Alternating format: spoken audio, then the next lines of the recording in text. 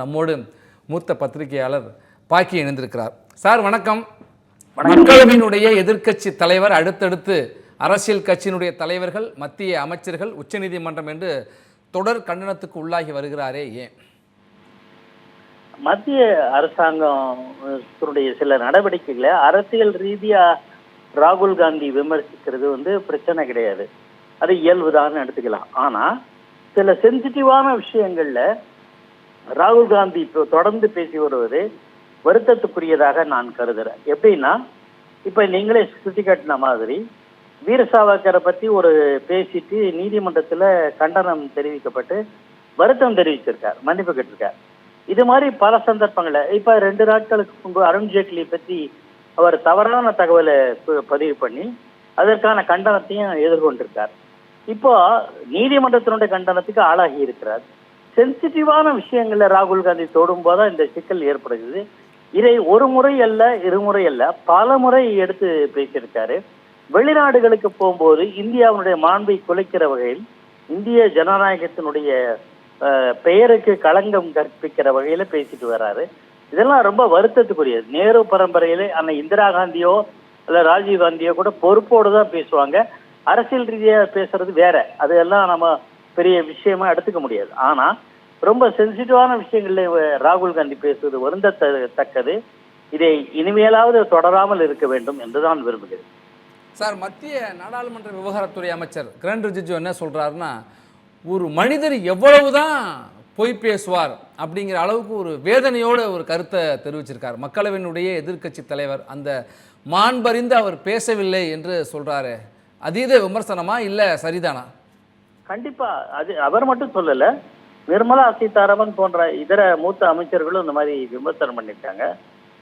ராகுல் காந்தி தொடர்ந்து பேசுவது ஏன் நம்ம வருத்தத்தையும் கண்டனத்தையும் தெரிவிச்சுக்கிறோம்னா, அவர் பிரதான காங்கிரஸ் கட்சியினுடைய தலைவராக இருக்கார், எதிர்கட்சி தலைவராக இருக்காரு. நாளைக்கு பிரதமராக அவர் சொல்லிட்டு வராங்க, காங்கிரஸ்காரங்களோட விருப்பமாக இருக்கு. ஒரு பொறுப்புள்ள இடத்துக்கு வர வேண்டிய நிலையில விருப்பப்படுகிற ஒருவர், ஆஸ்பிரண்ட்னு சொல்லுவாங்க, பிரைம் மினிஸ்டர் ஆஸ்பிரண்ட், அவர் எந்த அளவுக்கு அளந்து பேச வேண்டும் என்பது தெரியாம இருக்கிறது வருத்தம்.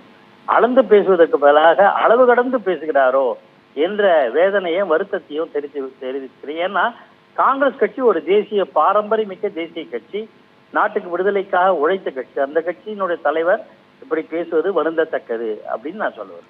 சார், அது ராகுல் காந்தி பேசுவது மட்டும் இல்லை சார்.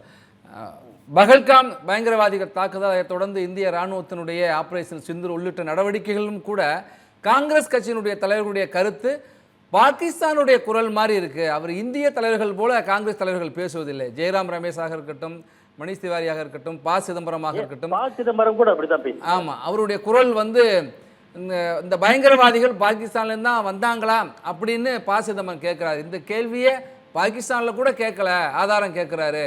அப்ப இந்த காங்கிரஸ் தலைவர்கள் எந்த நாட்டுக்கான தலைவர்கள் என்கிற கேள்வியெல்லாம் எழுது. அந்த வரிசையில ராகுல் காந்தி மேலேயும் அந்த விமர்சனம் இருக்கு. இதெல்லாம் அவங்களுடைய பொறுப்பின்மையை காட்டுறதா அல்லது அரசியல் வரம்பு மீறி அரசியலை காட்டுவதா அல்லது விரக்தியின் வெளிப்பாடான புரியல. மூன்றுல எதுன்னு புரியல. எதுவாக இருந்தாலுமே நீங்க பிரச்சனைகளை, எப்படிப்பட்ட பிரச்சனைகளை எப்படி கையாள வேண்டும், எப்படி அது தொடர்பாக கமெண்ட் பண்ணணும், விமர்சனம் பண்ணணுங்கிறது இருக்கு. எனக்கு தெரிஞ்ச இப்ப நீங்க சொன்ன ஜெயராம் ரமேஷோ, மணிஷ் திவாரியோ அல்லது ப. சிதம்பரமோ, ராகுல் காந்தியோ, இவங்கெல்லாம் கட்சியினுடைய மூத்த தலைவர்கள். 2வது இவங்க தான் கொள்கை வகுப்பாளர்கள். இப்ப இவங்க சொன்னதை மற்றவங்களும் கேட்டுருவாங்க. அதெல்லாம் ஒரு விபரீதமான அணுகுமுறையா தான் நான் பாக்குறேன். குறிப்பா பாகிஸ்தான் விஷயத்துல இவங்கெல்லாம் நாட்டு தலைமையோடு ஒன்று இருக்க வேண்டும்.